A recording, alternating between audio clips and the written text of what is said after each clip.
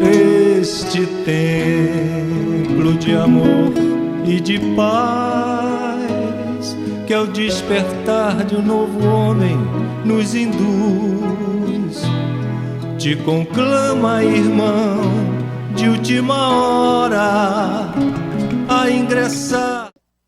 Boa noite, meus amigos. É com muita alegria na alma, com muita satisfação, que aqui nos encontramos mais uma vez, e desta vez de modo virtual, crendo que o fluido cósmico universal não é anteparo para as nossas vibrações benfazejas, para a nossa vontade de acertar, vivenciando o Evangelho de Jesus. O nosso tema da noite é amanhecer de esperanças. Ele foi retirado do livro Até o Fim dos Tempos, da benfeitora Amélia Rodrigues, pelas mãos benditas do amigo, do querido Divaldo Pereira Franco. Vamos utilizar o capítulo 20. Vamos fazer uma digressão histórica, lembrando talvez das nossas passagens de outrora, a época do Cristo, que muitos de nós passamos por lá. Vamos também pensar nas obras que lemos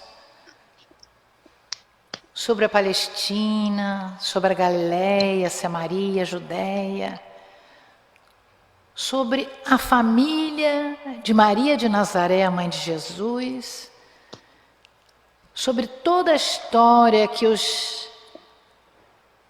prepostos nos contaram, em especial os evangelistas. Nós vamos encontrar uma mulher bonita, Isabel, prima de Maria, esposa de Zacarias. Era um casal que atendia ao sinédrio, já de uma certa idade, sem filhos, moradores das montanhas de Judá, uma paisagem bucólica, árida, mas bucólida. Então, Gabriel, o mensageiro do Senhor, o Novo Testamento diz que ele é um anjo, no sentido de pureza espiritual. Certo dia, apareceu para Isabel, ao meio-dia, do mesmo modo que se apresentaria mais tarde a sua prima Maria. Gabriel disse a Isabel: vim para anunciar que tu irás dentro em pouco conceber um filho, que será o precursor do seu divino mestre, e chamarás de João ao teu filho. Isabel, crédula das imagens do mundo espiritual, mas ficou imaginando que na idade em que ela estava e seu marido, não era possível conceber um filho. Como? Entretanto, a felicidade envolveu o seu coração e ela foi ter com seu esposo e contou-lhe a aparição que tivera de Gabriel. Ficaram esperançosos, mas sabe, com aquela dúvida: será? Assim, continuou Gabriel: ele crescerá, João, o futuro filho de Isabel, dedicado ao Senhor seu Deus. E quando atingir a maturidade, Ele alegrará o teu coração, porque conduzirá muitas almas para Deus. E também irá proclamar a vinda do curador de almas, do precursor de uma belíssima história do planeta, do vosso povo e o libertador do espírito de toda a humanidade. Ela chorou muito, primeiro porque não acreditava que pudesse ser mãe, e segundo, pensava ela, como eu, uma simples mulher, vou receber alguém tão importante que vai avisar da vinda do libertador do espírito de toda a humanidade. E ele encerrou a conversa dizendo: a tua prima Maria, a mãe desse menino prometido, e eu também aparecerei diante dela. Então ele estava dizendo que um evento muito bonito também iria acontecer, porque Maria ia conceber também uma criança. Eles seriam primos. E o precursor, que se chama-se João, ia atender aquele que seria o nosso Messias. Essa história é muito linda, meus amigos. Gabriel apareceu para Maria, dizem os estudiosos, por volta de meados de novembro do ano 8 a.C. E ele disse para Maria, depois de dizer que ela ia receber um filho, ela ia dar a concepção. E ele dissera para ela: também Isabel, tua parenta, até ela concebeu um filho na sua velhice. O evangelista Lucas, que fala muito bem de toda a chegada desses espíritos para essas mulheres, no capítulo 1, versículo 36. Então aí vai começar a nossa história. A chegada de João, mais tarde conhecido por Batista, porque batizava nas águas do Rio Jordão. E que viera para avisar que a chegada do Messias, do prometido, iria acontecer. Maria de Nazaré, uma jovem, sem pretensões, muito bonita, trabalhadora, no tear, lá na cidade de Nazaré. Aqui nós apresentamos as ruínas hoje da cidade de Nazaré. E no outro slide nós vamos mostrar uma pintura que remonta depois da volta de Jesus à pátria espiritual, as mudanças que houveram na cidade. Então nós estamos na cidade de Nazaré, a chegada de Gabriel falando para Maria da sua concepção e falando para Maria que Isabel também ia conceber um menino. O tempo passa e um dia Maria resolveu visitar Isabel. Elas moravam longe, porque Nazaré fica mais ou menos no meio da Palestina. E eram quase 150 quilômetros para onde Isabel morava. Acreditem, meus amigos, naquela época não tinha carro, não tinha trem. Durante muitos dias, Maria, fazendo pouso de algumas horas, percorreu aquelas áreas áridas até chegar à casa de Isabel. Parece-nos que a casa de Isabel era uma casa simples, mas a literatura deixada pelo cristianismo faz figuras de pompa. Então as figuras que eu vou mostrar para vocês da visita de Maria a Isabel é uma coisa suntuosa, mas na realidade não deveria ter sido assim.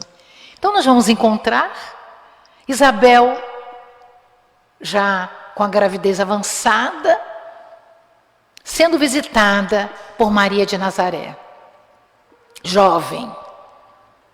E aqui nós vemos as duas conversando. E existem vários livros, a mediunidade, mostrando que houve uma fala, aspas, espiritual, avisando entre elas da concepção de Jesus. Então as duas se encontraram e ficaram muito felizes, porque com certeza as crianças teriam uma idade própria, próxima. João teria nascido na cidade de Judá, onde Isabel morava. Dizem os historiadores, procurei bastante, meus amigos, em 25 de março do ano 7, não sei como eles acharam que era isso, mas eu trouxe, do ano 7 a.C. Zacarias e Isabel rejubilaram-se grandemente com o fato que o filho tivesse vindo para eles, como Gabriel havia prometido. Eles eram muito idosos. Os idosos na época agora não são tão idosos assim, mas naquela época eram muito idosos. Então nós vamos ver as figuras, não é? Isabel com a criança lá nas fontes onde se estudava a Torá, sendo recebida pelos amigos.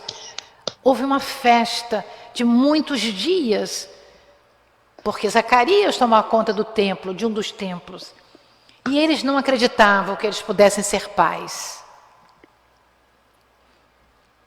Mais tarde, logo mais tarde, nasce Jesus de Nazaré. A história é muito linda, mas nós não podemos contar, porque o tempo não nos permite. Jesus nasceu naquela estrebaria e José, bem mais velho que Maria, ajudou-a naquela estalagem que lhe deu guarida, porque era a época do censo, então todos os lugares que podiam receber os visitantes estavam fechados, porque estavam plenos. Então, Jesus veio num lugar simples, rodeado de animais, só mais tarde visitado por aqueles reis magos que acreditavam na estrela de Belém, que teria anunciado a vinda do Messias prometido. Nós vamos encontrar essas duas crianças, Jesus e Yeshua, e Ocanã, João, respectivamente. Não sei se a pronúncia é essa, mas eu estudei e acho que em hebraico se diz mais ou menos assim. Cresceram e muitas vezes ficaram juntos. Esta é uma pintura de Maria junto com José, tomando conta das duas crianças. Porque as primas se entrelaçaram cada vez mais no amor. Porque que bom receber dois seres evoluídos em seus lares. O tempo passa e, como predito por Gabriel, João sai de Judá para Hebrom, mais acima, no deserto da Judéia. Ele era um jovem forte, a literatura diz que teria, diferentemente das pessoas, dos homens daquela época, quase 1,80 m.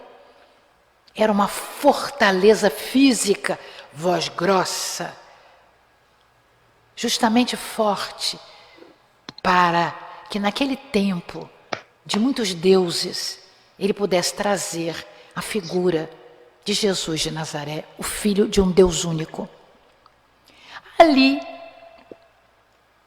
João teria iniciado uma vida de pastor, no pastoreio, cuidando das ovelhas, juntando-se também a dezenas de grupos ascetas, aqueles que faziam outras coisas mais na vida religiosa, que perambulavam por aquela região e que se juntavam com os nazaritas de Engede. Era uma cidade. Os nazaritas, eles eram tratados como se fossem profetas. Os judeus encaravam o nazarita quase com o mesmo respeito e veneração dedicado a um sumo sacerdote. Mas João, naquele meio, ele se sobressaía, porque ele tinha certeza da sua missão, que ele viria para lançar a voz no deserto e convidar a todos que seguissem o Messias. Amélia Rodrigues, uma benfeitora espiritual, que eu já falei, no livro Até o Final dos Tempos, ela nos ensina. Aí começa, nesse momento em que João está no deserto, começa justamente o caminho da chegada das bem-aventuranças para nós. Ela diz: os acontecimentos se precipitavam incontroláveis, porque João gritava, João bradava, que ele queria que as pessoas fossem honestas, que as pessoas não fossem vis, como já éramos naquela época, meus amigos. A religião desértica, diz Amélia, e triste, que reverdecera sob a chuva de esperanças da palavra do Batista, porque ele dizia: virá alguém que irá me substituir e que hoje livrará das dificuldades, das pestes. Seria o cenário de inusitadas ocorrências, preparando o amanhecer de uma nova demorada era, a era do amor. Hoje, meus amigos, com todos esses problemas do século XXI, no ano 2020, nós temos de falar de amor. Nós temos de pensar na grandeza do Pai, que enviou Jesus, não só para coordenar o planeta, mas para poder chegar até nós, há mais de 2000 anos. E ainda hoje, ser aquele que toma conta do barco das nossas vidas. O planeta Terra é um grande barco, é a barca, que Jesus é o timoneiro. E nós, convidados por Jesus para reencarnar nesta barca, ficamos muito felizes, porque não nascemos ao acaso. Houve um convite especial para nós. Um convite do Filho de Deus que fez verbo, de Espírito puro que chegou aqui para se fazer homem e mostrar a pujança da potência de um Espírito. O amor começaria alterando o comportamento humano.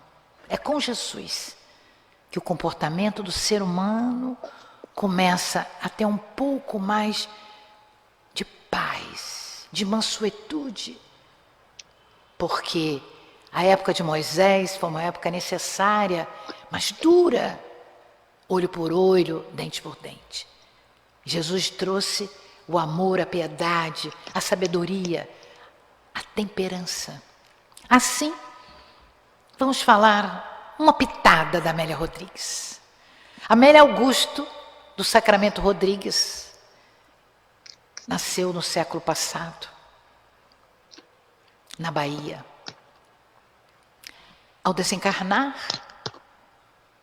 ela foi convidada por Joana de Ângeles Espírito para que pudesse trabalhar na Mansão do Caminho.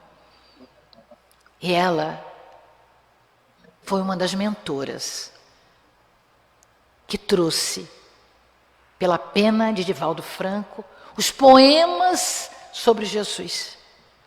Nós vamos mostrar uma série de 2 livros chamada Pérolas da Série Evangélica.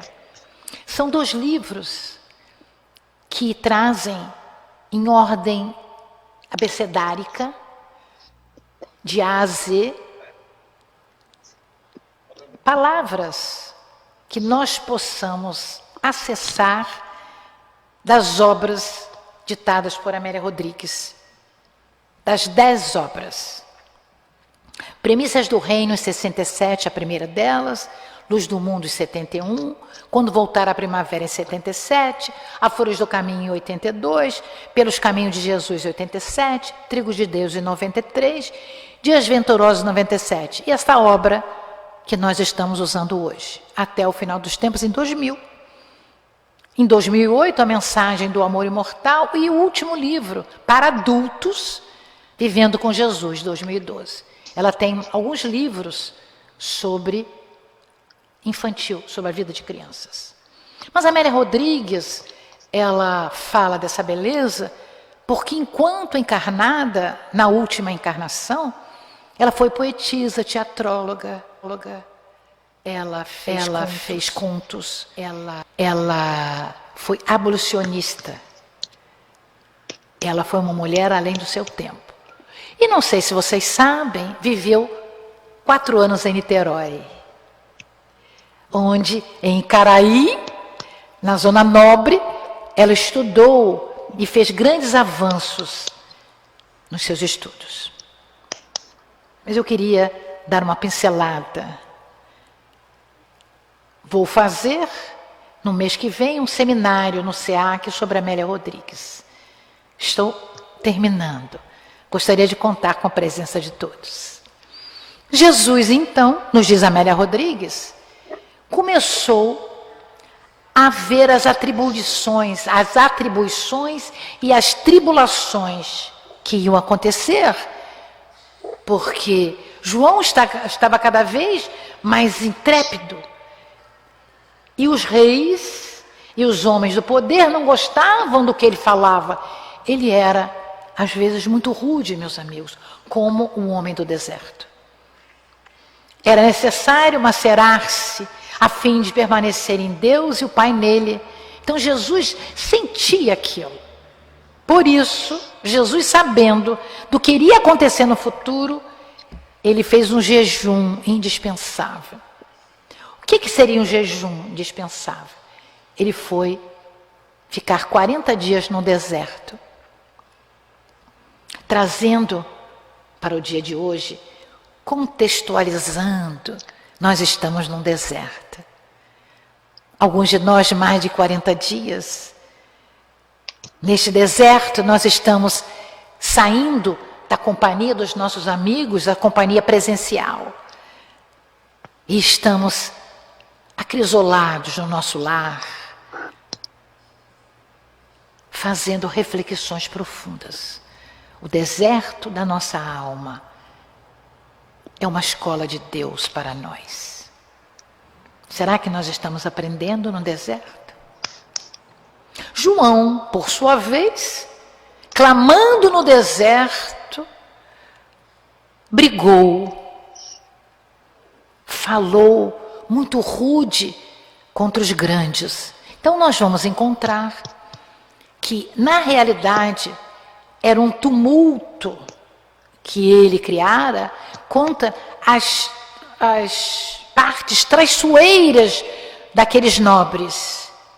E as tentações que ele passou foram muito fortes, devido, inclusive, ao seu caráter, à sua força, talvez um pouco até exagerada, mas talvez necessária para aquela época. Chamando no deserto, ele viera anunciar o construtor do novo mundo, a chegada de Jesus de Nazaré. E ele, com isso, chamou a atenção das massas, que corriam para ouvi-lo. E ele aproveitava e falava contra o governo, falava contra os reis. Seria naqueles dias que a hora se fazia próxima. Estava se aproximando o desfecho da volta de João ao mundo espiritual. Então nós vamos encontrar João anunciando Jesus. João levando Jesus para o Rio Jordão, com tantos outros, e permitindo que as águas do Rio Jordão passassem na cabeça de Jesus, sobre os seus cabelos. Aspas. E ele assim o batizava. E Jesus o permitiu para mostrar que ele era um homem Ele era um espírito puro, mas se fez homem para mostrar as possibilidades que todos nós poderíamos fazê-lo. Essa faz parte de um filme, Jesus de Nazaré. E tudo aconteceu, porque depois que ele encontrou com Jesus, se identificaram nas vibrações sobre o Rio Jordão, os eventos se precipitaram. João acabara de ser preso e os prognósticos eram terríveis. Enquanto João ficava na prisão, Jesus, já aclamado como Messias por João, estava na Galileia, um preso e o outro fazendo o seu missionato.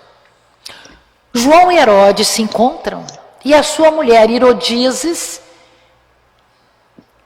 que João maltratara muito, dizendo que ela não podia se casar com ele, porque ela era sua parenta, fizeram uma festa.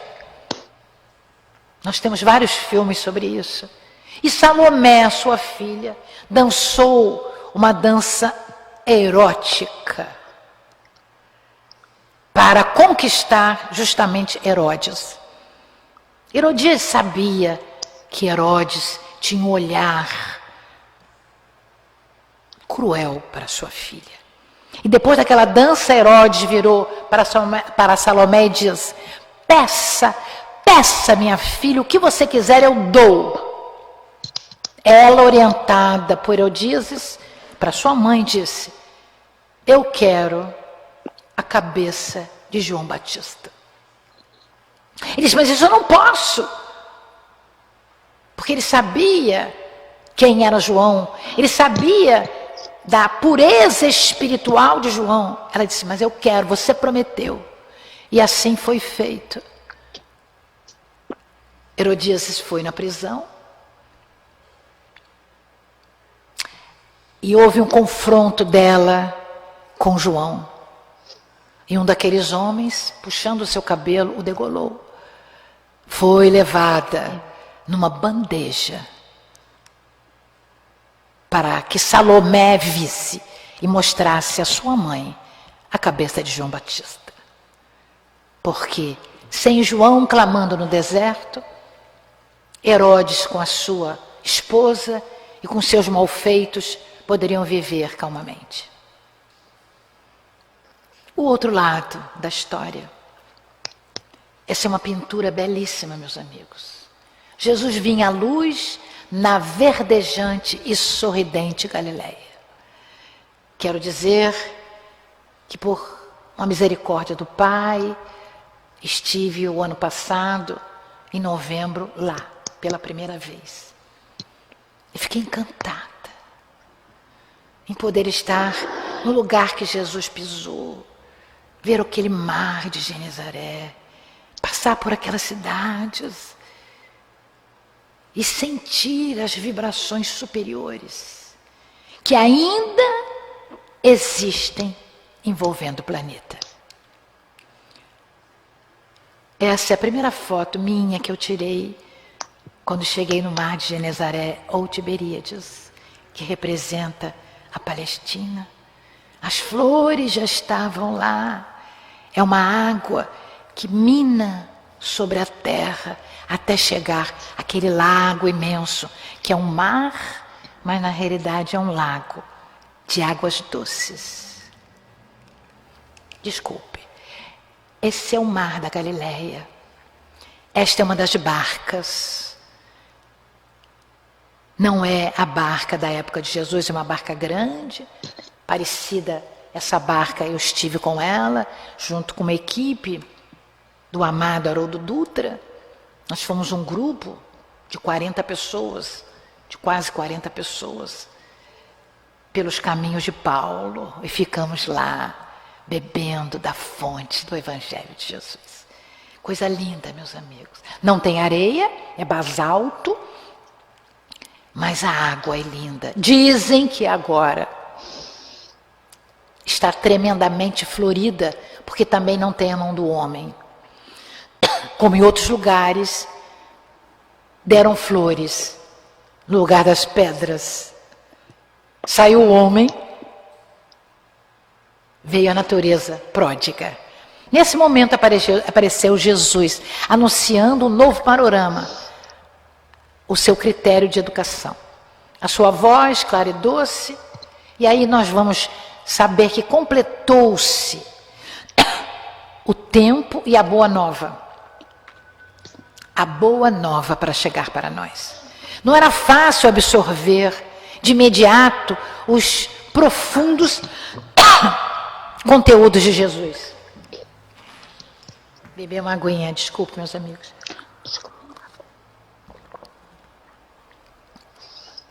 Ainda hoje temos dificuldade.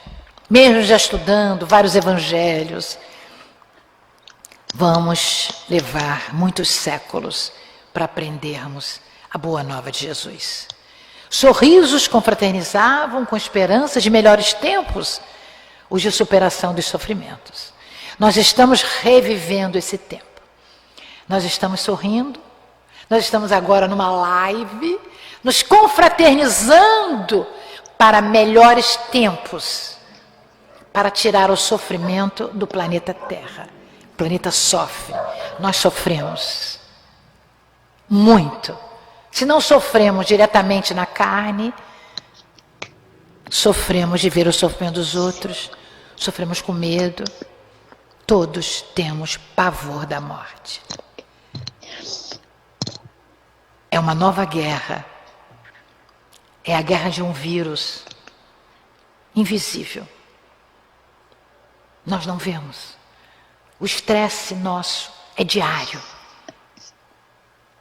Cheguei aqui, todos nós com máscara. O nosso Valde não tira a máscara de jeito nenhum. Proteção. Mas não é uma proteção suave. O estresse está em nós, o cortisol está na veia, a adrenalina está na veia, e o nosso sistema imunológico fica todo balançado, porque estamos ficando meio exaustos, não dormimos muito bem, temos fragilidade, algumas pessoas choram, algumas pessoas estão deprimidas, algumas pessoas estão com ideação suicida. Não podemos pegar muito sol, porque estamos proibidos de ficar juntos com os outros, mesmo estando na Cabo Frio solar. Assim, ele saiu para as bandas da Galileia, como diz Amélia Rodrigues. Seria aquela região capital do reino de Deus na sua face terrestre. Então, ele, Jesus de Nazaré, escolheu a Galileia, Florida, e o mar de Tiberíades, o lago de Genezaré, foi o local onde, em Cafarnaum, uma cidade lindíssima, ele começou a fazer os seus milagres, ou seja, mostrar aos outros, aos doutores da lei, a força do Espírito, a bondade do Espírito que vê o sofrimento do outro, sem derrogação das leis de Deus. Ali estavam as gentes simples, sofridas, necessitadas, mais fáceis de serem trabalhadas, mais suscetíveis de amor. E ele resolveu chamar o seu grupo apostólico. Viu logo Simão e André, seu irmão, que lançavam as redes ao mar, pois eram pescadores. E ele disse: Ei, vem, eu vos farei pescadores de homens. Ou seja, o ensinamento de Jesus para os seus discípulos permitiu que as redes do amor, as redes da esperança e da paz pudessem ser jogadas sobre os homens, acolhendo-os no seu interior bonito e belo. Isso é que é ser pescador de homens. Ou seja, a vibração da caridade através do amor. Ele pegou alguns discípulos, abraçava-os com sofreguidão, e dizia: vinde após mim e farei de vocês pescadores humanos. Iniciava-se, nos diz Amélia Rodrigues, uma odisseia, um grande evento, como jamais houvera antes, e nunca mais voltaria a acontecer. Então nós estamos falando de um evento único, nem antes, nem depois. É muito bom poder falar disso, meus amigos. Poder rever dentro de nós. Porque estudando Amélia Rodrigues, nas suas obras, nós vamos entender Jesus. Os seus convidados deixavam tudo e o acompanhavam. Logo após, ele fez Tiago, filho de Zebedeu, e João. Tiago e João, seus irmãos. Aí ele vinha e convidou Levi Mateus, o cobrador de impostos, que foi um dos que escreveu o Evangelho. O primeiro Evangelho foi escrito por Levi Mateus. A sua voz penetrava a acústica da alma e todos o aguardavam. Todos o aguardavam. Eles não conheciam qualquer plano ou projeto, como era a empresa e qual era o desempenho nela. Nada sabiam. Que tipo de projeto esse homem simples, bonito, cabelo à moda nazareno nos ombros, que convite seria esse? Eles não queriam saber o convite. O mesmo convite feito a Saulo no deserto, que foi aceito na mesma hora, quando, de joelhos, nas areias escaldantes da estrada que levava a Damasco, enceguecido pela luz de Jesus, ele ouve uma voz do mestre dizendo: Saulo, Saulo, por que me persegues? A luz foi mais forte do que do sol, nos diz Emmanuel, no livro Paulo Estevão, pelas mãos de Chico Xavier. E num diálogo, logo ele diz: Senhor, que queres que eu faça? A aceitação é imediata, a mudança é abrupta, porque Jesus penetra no âmago dessas almas, já merecedoras, já no ponto de aceitar o Cristo de Deus, a cristificação dentro deles. Eles apenas o seguiam. Com 4 amigos e 2 irmãos, ele ajudou a revolucionar a humanidade, a construção do reino de Deus nos corações. Existem muitas paisagens lindas na web. Quando vocês estiverem tristes, desolados, não reclamem. Baixem no computador, no telefone, busquem lá Jesus na Galileia. Muitas imagens bonitas, meus amigos. E aqui ele com todos os seus apóstolos, com os 12 apóstolos. Essa é uma pintura belíssima do século XVI, mostrando Jesus conversando com aqueles apóstolos em cima de pedras, embaixo das grandes árvores frutíferas. Que beleza, né, meus amigos? Olha, parece que nós estamos vendo os pescadores. Parece que nós estamos vendo os apóstolos de Jesus. E o mestre está sempre junto deles. O mestre está sempre perto deles, dando-lhes conforto, paz, para quando ele partiu, deixar incrustado neles pontos de luz. Hoje nós temos o coronavírus, com a Covid-19 atingindo todos os continentes, todos os países. E a pergunta para fechar nossa palestra é: e o nosso deserto? E o deserto que nós Estamos usufruindo nos nossos lares, sem o aconchego dos nossos amigos, de perto, sentindo o abraço. O que nós estamos fazendo nesse momento? Não sabemos. Cada um faz o que pode. Mas nós sabemos que o deserto que nós estamos passando é necessário, senão Deus não ia permiti-lo. Nós sabemos que essa desertificação, ou seja, um insulamento nosso dentro do nosso lar, para rever os nossos conflitos, para amar mais a nossa família, para estudar mais o Evangelho de Jesus, estava previsto desde o codificador Allan Kardec, quando nos trouxe a Gênese, no capítulo 18, o último capítulo do livro Gênese. Os tempos são chegados.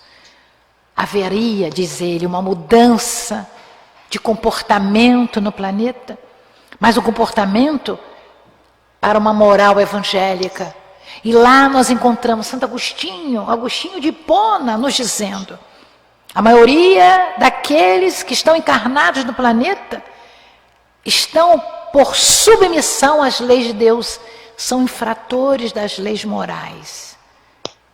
Allan Kardec nos disse, no Evangelho segundo o Espiritismo, capítulo 3, as diversas moradas da casa do Pai, e fala do planeta Terra, que é um arrabalde, é um sítio malsão, mas é uma penitenciária.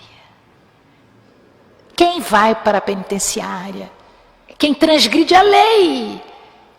A Terra, ainda planeta de expiações e provas, é uma penitenciária que estamos presa ou presos. Temos que ressarcir as nossas vibrações belicosas que deixamos no passado. Só sairemos do planeta para a regeneração se deixarmos no solo que estamos pisando flores e não caminhos enlamacentos. Mas o nosso codificador ainda acrescenta: é um hospital de almas. É um momento que todos nós, doentes da alma, não é do coronavírus, não é com a Covid-19. Nossa alma está enfermiça, porque não trabalhamos as nossas dificuldades, não queremos melhorar, queremos postergar a melhoria, o desafio para a próxima reencarnação. Então, os benfeitores, com o consentimento de Jesus, perdem a inovação. Eu diria, o coronavírus igual a vírus renovador. Nunca teve algo igual. Como Amélia Rodrigues nos diz, que nunca houve um tempo antes de Jesus e depois de Jesus. Nós também diríamos, guardando as devidas proporções, nunca houve uma pandemia como esta. O vírus é eclético, ele gosta de gente. Pobre, rica, mulher, homem, criança, independente da sua profissão, da sua inteligência, independente da sua opção sexual. Não existe excluídos para o vírus. São os necessitados que precisam do vírus. Os necessitados dessa época. Isso não quer dizer que nós que não estamos com vírus não sejamos necessitados, por favor. Existem pessoas que precisam passar por eles. Existem pessoas que precisam fazer aquela morte coletiva. Mas a morte coletiva, meus amigos, vista pelo mundo espiritual superior, é bem-vinda. Porque é uma renovação que está acontecendo no planeta de gerações. Sai uma e vem outra. Existe emigração e imigração de seres intergalácticos para que o planeta possa evoluir com mais rapidez, com mais felicidade. Um período entrava no crepúsculo em sombras. E outro período se iniciava em amanhecer de lúculas, alvinitentes e iluminadoras. É o nosso consolador, é a doutrina dos espíritos. Eu fiquei muito encantada com essa palavra lúculas. Fui no dicionário, fui no computador e descobri que são pontos brilhantes que saem da coroa solar. Então, Amélia Rodrigues quis dizer para nós que a transformação daquelas luzes que saem do Sol, que é o regente do nosso sistema solar, são alvinitentes, mas são iluminadoras. Esse é o momento da nossa mudança. Estamos tendo, talvez, nesta encarnação, a última oportunidade de sermos trigo e deixarmos de ser joio. Nós queremos agradecer muito esse momento em que nós estamos. Nós queremos dizer que está chegando o amanhecer de esperanças. Todos nós queremos segurar o planeta Terra. Muitas mãos querendo segurar a Terra. Mas Jesus é o governador. É o espírito mais puro que esteve na Terra. Então, amigos, vamos agradecer o momento que estamos passando. Vamos dizer paz e luz em nossas vidas. Obrigada, meu Deus, por tantas possibilidades de reajuste. Obrigada, Senhor Jesus, pelas tuas pérolas de amor, deixadas desde ontem. Obrigada, Jesus, a vinda deste Consolador que consola pelo esclarecimento. Obrigada, Jesus, por esta terra que se engalana com a natureza cada vez mais bela. Árvores florescem, rios se tornam caudalosos, os seres vivos se afastam do homem e se multiplicam na vida exuberantemente. Rios e lagos recebem esses seres anfíbios para poderem mostrar a beleza do cosmos, mostrar a evolução do princípio inteligente até o ser humano. Ah, Mestre, ah, Rabone querido Senhor, graças te damos